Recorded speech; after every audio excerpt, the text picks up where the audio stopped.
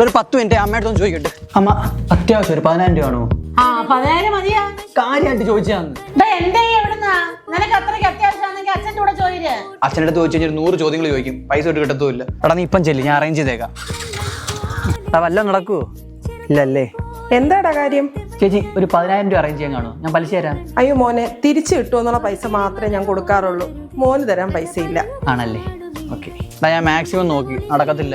എനിക്കറിയായിരുന്നു, അതുകൊണ്ട് ഞാൻ ക്രെഡിറ്റ് കാർഡിൽ നിന്ന് എടുത്തു കൊടുത്തു പൈസ. 10 വയസ്സ് ആരും ചോദിച്ചിട്ട് തരുന്നില്ലടാ. നിന്നെ ഞാൻ വിളിച്ചായിരുന്നല്ലോ, എന്താ എടുക്കാൻ? ഇവിടെ നീ പൈസക്കല്ലേ വിളിച്ചത്?